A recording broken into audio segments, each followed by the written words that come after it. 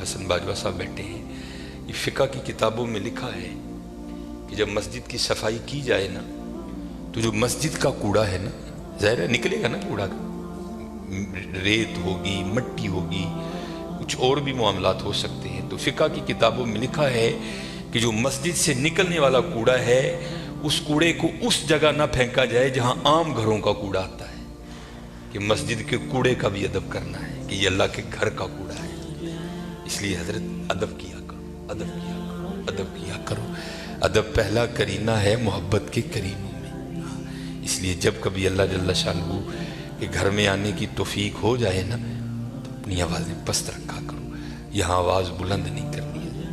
یہ بہت بڑے بادشاہ کا دربار ہے، تو وہ کیونکہ ملک ندیم تھا، یہ اللہ کا دربار ہے، اس نے تو یہاں ہی کہہ دینا تھا نا جو کہہ دینا تھا، کہا یہاں بھی جائے گا، لیکن آپ کو خبر نہیں ہوگی آپ کو کس انداز میں کہہ دیا جائے گا، کیونکہ بزرگوں سے ہم نے سنا ہے کہ وہ کسی کو لاٹھی لے کر مارنے نہیں آتا، لیکن کیا کرتا ہے بندے کو مت پٹھی ڈال دیتا ہے پھر۔ اس لیے ہمیشہ حضرت اس کا ادب کرنا ہے، اس کا احترام کرنا ہے۔ میں نے جب پڑھا نا کہ حضرت سیدنا عمر بن خطاب امیر المومنین رضی اللہ تعالیٰ عنہ آپ مسجد کی صفائی خود کیا کرتے تھے، آپ مسجد کی صفائی خود کیا کرتے تھے، اس لیے حضرت اس گھر سے پیار کرو، اس گھر کی خدمت کرو، اس گھر کو سجاؤ، اس گھر کو سنوارو۔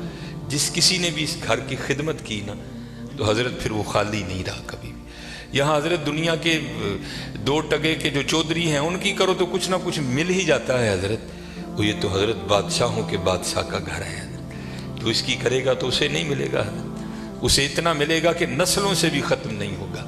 لیکن دکھ کی بات یہ ہے کہ حضرت آج چودھریوں کے درباروں کا بھی تقدس قائم ہے، آج چودھریوں کی مجلسوں کی بھی رونقیں قائم ہیں، لیکن دکھ کی بات حضرت ہم نے پتہ نہیں اس گھر کو کیا سمجھ لیا۔ نہیں حضرت وَأَنَّ الْمَسَاجِدَ لِلَّهِ، یہ اللہ کا گھر، یہ ایسا گھر ہے حضرت اگر آپ آ کر خالی بیٹھ ہی جائیں نا، کچھ بھی نہ کریں، صرف آ کر آپ بیٹھ بھی جائیں گے تو جتنی دیر بیٹھے رہیں گے آپ کے نامہ اعمال میں نیکیاں لکھی جائیں گی۔ یہ ایسا سونا گھر ہے۔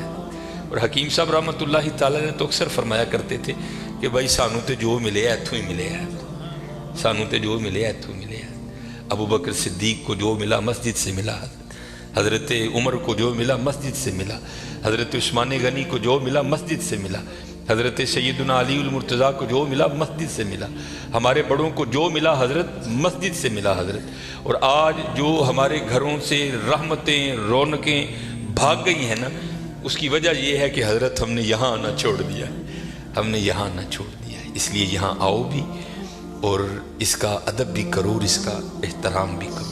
یہ بہت بڑی جگہ ہے، جیسے میں نے کہا نا حضرت ہم دنیا دار ہیں نا، ہم نے پیسے کو بہت کچھ سمجھ لیا، حالانکہ پیسہ کچھ بھی نہیں ہے حضرت، پیسہ سب کچھ اللہ کی ذات ہے حضرت، اگر وہ ہے تو پیسہ کام آئے گا، اگر وہ نہیں تو پیسہ کیا کرے گا یار، کچھ بھی نہیں کرے گا۔ یہ مولانا روم علیہ الرحمہ مثنوی شریف میں آپ لکھتے ہیں کہ کوئی بابا جی تھے اور مال ان کے پاس بڑا تھا، اللہ نے بڑا مال دیا، وقت نزاع آ گیا، ان کو پتا تھا جو میرے بیٹے ہیں وہ نکمے ہیں، مال میں نے کمایا ہے، یہ عیاشی کریں گے اجاڑیں گے، جواب اللہ کے حضور مجھے دینا پڑے گا۔ علماء سے صوفیاء سے ان کی سنگت تھی، صحبت تھی، مشورہ کیا انہوں نے، کرتے کیا ہیں، انہوں نے 2 وصیتیں لکھی۔ پہلی وصیت لکھ کے نا شاپر میں ڈال کر اوپر لکھتے ہیں اس وصیت کو تب پڑھا جائے جب سارے لوگ میرا جنازہ پڑھنے کے لیے اکٹھے ہو جائیں۔ ایک اور وصیت لکھی، اسے شاپر میں ڈالا، لفافے کو بند کیا اور اس کے اوپر لکھا اس وصیت کو تب پڑھا جائے جب میرا جنازہ پڑھ دیا جائے۔ اب چودھری تھا، میں تو اکثر احباب سے پوچھتا ہوں پتہ نہیں حضرت ہم نے تو کہیں نہیں پڑھا، شاید آپ نے پڑھا ہو تو ہمیں بھی بتائیے گا، کہاں لکھا ہے کہ امیر کے جنازے میں زیادہ ثواب ہے غریب کے نہیں ہوتا؟ غریب کے جنازے میں آتا ہی کوئی نہیں حضرت، پاس سے بھی گزرے گا اپنی دکان پر بیٹھے رہیں گے، غریب کے جنازے پہ کوئی بھی نہیں جائے گا حضرت۔ اور اگر جنازہ ہو کسی امیر آدمی کا، ہمیں اطلاع کسی بھی راہ صلاح سے مل جائے ہم ضرور پہنچیں گے حضرت۔ اور یہ میں نے اب دیکھا ہے حضرت، پہلے جنازے پہ کون ملا کرتا تھا کسی سے، اب جناب جنازے پہ بھی لوگ ایسے ملتے ہیں جیسے شادیوں پر ملا جاتا تھا۔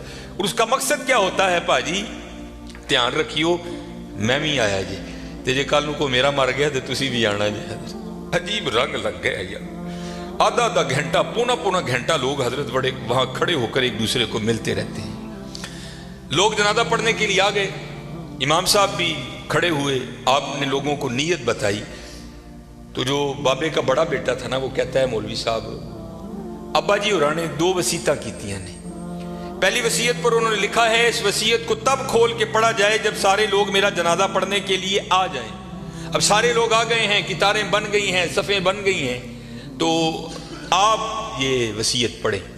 ये मौलाना रूम लिख रहे हैं, सन 700 हिजरी में मसनी शरीफ आपने तसनीफ की।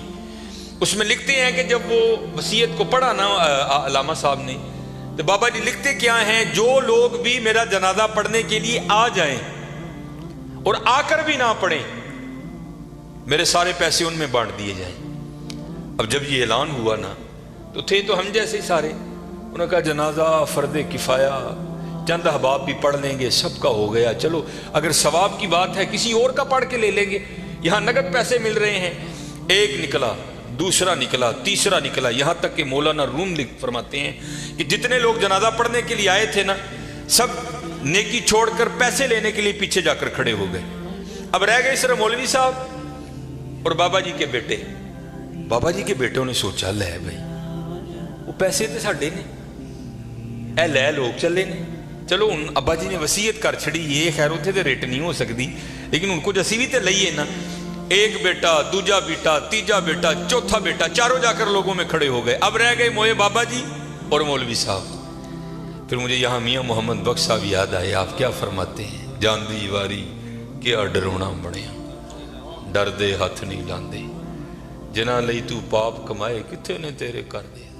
रोना है जी हजरत, मैंने बड़ा बड़ा कुछ देख लिया है, इतना इतना कुछ देखा है कि दिल करता है सिर चिखे पा के कि टुर जाइए सैड, लेकिन क्या करें, ड्यूटियाँ लगी हैं, निभानी पड़ती। मैं नया नया गया ना, जब वापडा कलूंगी, अमीर आदमी, लैंड क्रूजर, प्राडो जनाब, सज्जे खब्बे, मेरी भी थोड़ी फिरकी घूम गई, बड़ी मोहब्बत मिली जनाब। अक्सर बड़े बड़े नाम जाते हुए वसीयत कर गए कि सानू गुसल जड़ा नाफा साहब देन गया। मैं भी नया नया था, मैंने भी चले जाना। एक बहुत बड़ा हजरत सियालकोट का नाम है, गुस्ल देने के लिए गया। इसी तरह सर्दियां थी, बाबा लेटा है चारपाई पे, उसका बेटा खड़ा था, तो बाबे ने ना स्वेटर पहन रखा था। स्वेटर भी को माड़ा स्वेटर नहीं हजरत, ब्रांड का स्वेटर, कई हज़ार उसकी कीमत होगी। तो मैंने बड़े बेटे को कहा, मैंने कहा गल बात सुन लो, जो तेरे हाथ में ये जो एप्पल का मोबाइल है ना, जिसकी कीमत इस वक्त भी 1.5 लाख से ऊपर है, ये बाबे की कमाई का है। ये तूने हाथ पे राडो बांध रखी है ना, ये बाबे की कमाई की है। जो तेरे पास लैंड क्रूजर है ना, ये बाबे की कमाई की है।